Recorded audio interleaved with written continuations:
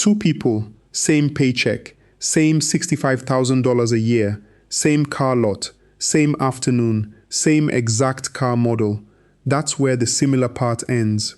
The first buyer walks up to the shiny new model, new paint smell, 0 miles, a big smile on their face as they sign the papers.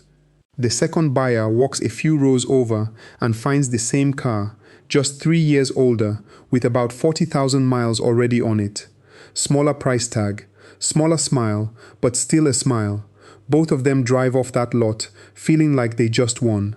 Both of them tell their friends the same thing that night. I got a great deal. Both of them believe it, deep down, in their bones. Here's the twist. They can't both be right. In fact, there's a good chance neither one of them is. This isn't a story about which car is better, because it's the exact same car, same brand, same model, same features. The only thing that's different is one word, new versus used. That's it. That's the whole experiment. So in the next few minutes, we're going to stop guessing and start counting. We're going to follow both buyers down the road, not for a week, not for a year, but for 15 years. So we'll look at what their money is doing after year 1, after year 5, and after year 15. Not what it feels like when you're standing on the lot with keys in your hand, what it actually costs, in real numbers, over real time. Because feelings fade fast. Math doesn't lie. And by the end of this, you'll know exactly which buyer really got the smart deal, and it might not be the one you think. Section 1. Let's start with day 1, right there on the lot, keys in hand. The new car buyer feels like a king. That fresh smell fills the car. Not one scratch anywhere. Not 1 mile driven by a stranger. There's a warranty that covers almost everything for years to come, so no scary repair bills are showing up anytime soon. It just feels safe. It feels smart. Of course, all of that comes with a bigger loan, a bigger number to pay back every single month for years. Now let's check on the used car buyer. Same model, same color even, just 3 years older. Their monthly payment is smaller, a lot smaller, but there's this tiny voice in the back of their head whispering, "Did I just settle for less?" Maybe the seats aren't as fresh. Maybe there's a small scuff on the bumper. It doesn't feel quite as exciting walking away from this deal, but here's the part almost nobody notices in that moment. That used car buyer is walking away with about $22,000 more cash still sitting in their pocket. $22,000 that didn't go to the dealership. It's still theirs. Still sitting in the bank or ready to be invested, or just sitting there as a safety net. Right now, in this exact moment, the new car buyer feels like the winner. Bigger smile, shinier car, that new car smell filling up the whole test drive. The used car buyer feels like they got the good enough version. The backup option, the one who didn't quite go all the way, but feelings on day 1 are not proof of anything. They are not math, they are not facts, they are just feelings. And here's the flag we need to plant right now, right here, before we go any further. That lesser feeling the used car buyer has. It's about to look completely backwards, because once we start following the money, real years, real numbers, that small, quiet decision to buy used is going to start looking a whole lot smarter than anyone expected. Let's keep going and see exactly why. Section 2. Let's jump ahead to year 1, year 2, year 3, and look at the real totals, not feelings, numbers. The new car buyer took out a bigger loan, but got a better interest rate, around 7%. Banks like giving good rates to new cars because they are seen as less risky. Bigger loan, lower rate, but still a heavy monthly payment because the price tag started so high. The used car buyer took out a smaller loan, but got stuck with a higher rate, closer to 12%. That's just how it works with used cars sometimes. Banks see more risk, so they charge more for it. Smaller loan, higher rate, but here's the thing, even with that higher rate, the starting number was already so much lower that the monthly payment still comes out smaller. So let's add it all up after 3 full years of payments, gas, insurance, everything included. When you add up every dollar spent, the used car buyer has spent about $9,000 to $10,000 less than the new car buyer. That's not pocket change. That's a real gap. $9,000 to $10,000 still sitting on the used car buyer's side of the table. But before anyone starts celebrating, let's be fair and look at the other side too. In those same 3 years, the new car buyer hasn't paid one single dollar for repairs. Not one. The warranty covered it all. No surprise bills. No trips to the mechanic wondering how much this is going to hurt. Just smooth, worry-free driving, mile after mile. So here's where we are at the 3-year mark. The used car buyer is ahead by $9,000 to $10,000 in total cash spent.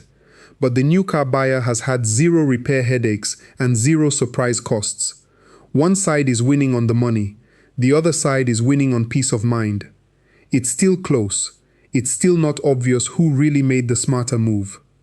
But keep that $9,000 to $10,000 gap in your head because it's not going to shrink from here. If anything, it's about to start growing in ways that might surprise you. Section 3. Now here's where the whole story starts to bend. This is the part almost nobody thinks about on day one, standing on that lot. New cars lose value fast, really fast. The moment that new car buyer drove off the lot, their car had already lost around 20% of its value. Just like that. Gone. Not because anything broke. Not because anything happened. That's just how new cars work. That first year hits the hardest, and it hits like a truck. So while the new car buyer was busy feeling good about that fresh smell and shiny paint, their car was quietly losing thousands of dollars in value in the background. Nobody hands you a bill for it. Nobody sends a text saying, "Hey, your car just dropped $6,000 in value overnight." It just happens, quietly, in the shadows. Now think about the used car buyer. Their car is 3 years old. That brutal first-year drop, someone else already took that hit. Some other buyer, 3 years ago, already ate that loss. By the time our used car buyer showed up, the car had already leveled out. It was already past the steepest part of the value cliff. So from this point forward, something interesting happens. The used car's value doesn't fall nearly as fast. The curve flattens out. It just cruises along, losing value slowly, steadily, predictably. That means every single payment the used car buyer makes is doing more work. More of that money is actually building real equity, real ownership, compared to what the car is truly worth. The new car buyer, meanwhile, is still catching up, still paying down a loan on a car that dropped in value faster than the loan itself is shrinking. This is the hidden part of the story. The part you can't see standing on the lot, keys in hand, feeling excited. One buyer bought at the top of a cliff. The other buyer bought after the cliff already happened. And once you understand that one shift, everything else about this story starts to make a whole lot more sense. Section 4. Let's fast forward now. Year 5, Year 7, Year 10. This is where the story really starts to show its true colors. The new car buyer, by now, has probably finished paying off their loan, or they are close to it. Sounds great, right? But here's the catch. The car they are driving is worth a fraction of what they paid for it. Remember that steep drop in year 1? Well, it kept dropping after that too, just slower. By year 5, that car might only be worth around 35% to 40% of its original price. So even though the loan is almost gone, the thing they own has lost most of its value already. Now look at the used car buyer. Their loan was smaller from the start, so it gets paid off faster too, sometimes even before year 5. And because they bought the car after that brutal first-year drop already happened, their car isn't losing value nearly as fast. By year 5, their car might still be worth 45%, even 50% of what they originally paid for it. That's a big difference. Here's the moment worth naming clearly. Somewhere around year 4 to year 5, the whole equity picture flips completely in the used car buyer's favor. That's the turning point. That's the exact spot where the math stops being close and starts pulling away. Before that point, it might feel like a toss-up. After that point, it isn't close at all. Think about it this way. The new car buyer spent more money, took on more debt, and ends up owning something that's worth less, percentage-wise, than what the used car buyer owns. The used car buyer spent less, borrowed less, and is holding on to a bigger slice of their car's original value. So by year 5 to year 10, the used car buyer isn't just ahead in cash saved anymore. They're ahead in real ownership too, ahead in actual value sitting in their driveway. The gap that started at $9,000 or $10,000 back in year 3 hasn't closed, it's grown, and it's about to grow even more once we bring one more piece into this story, what all that extra saved cash could have been doing this whole time. Section 5. Before we go any further, let's slow down and look at some sneaky costs. These are the costs nobody talks about on the lot, but they quietly shape the whole story. First up, insurance. New cars cost more to insure, plain and simple. Insurance companies look at the replacement value of the car, and a brand new car costs more to replace than one that's 3 years old. That difference can add up to around $600 to $900 more per year for the new car buyer. Over 5 years, that's easily $3,000 to $4,500 just for insurance. Next, in some states, there's something called personal property tax. This is a yearly tax based on how much your car is worth. New cars, worth more, get taxed more. Depending on the state, this could add a few $100s every single year, right out of pocket, just for owning a pricier car. Now here's a trap that catches a lot of used car buyers off guard. Remember that 12% interest rate we talked about earlier? If the used car buyer doesn't shop around, doesn't check a credit union, doesn't compare a few lenders, they could get stuck paying way more interest than they need to. Shopping smart could drop that rate down to 8% or 9% instead, saving another $1,000 or more over the life of the loan. Then there's the extended warranty upsell.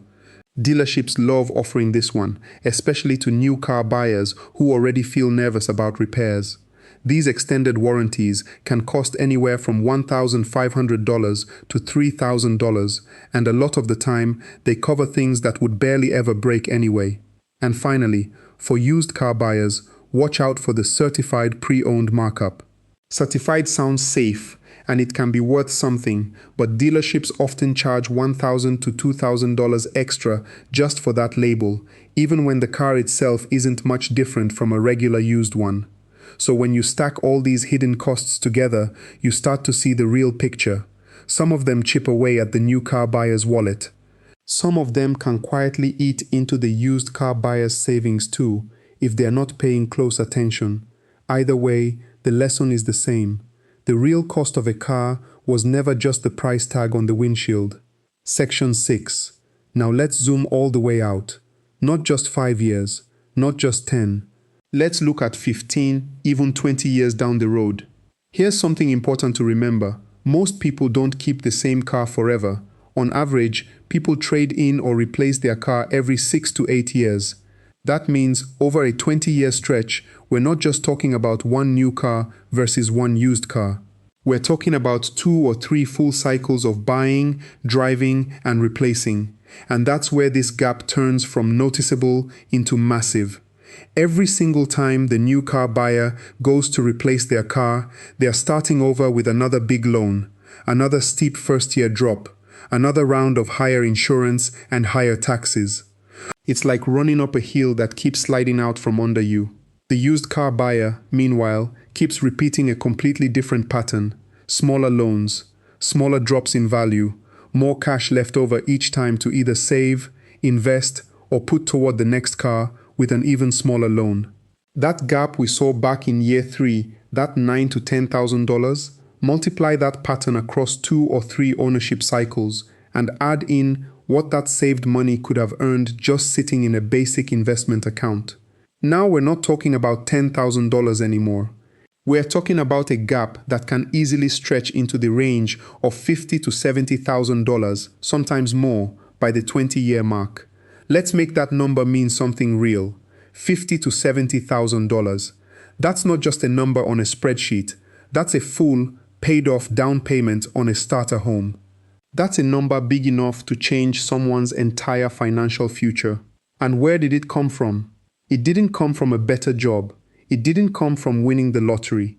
It came from one quiet decision, made over and over again, every time it was time to buy a car. So here's the real question worth asking. Is that shiny, new car feeling on day one really worth walking away from a down payment on a house? For some people, maybe it is. But for most people, once they see the real numbers laid out like this, the answer becomes pretty clear. And it's usually not the answer they expected walking onto that lot. Section 7. Now, to be fair, buying new isn't always the wrong move. There are a few real situations where it actually makes more sense.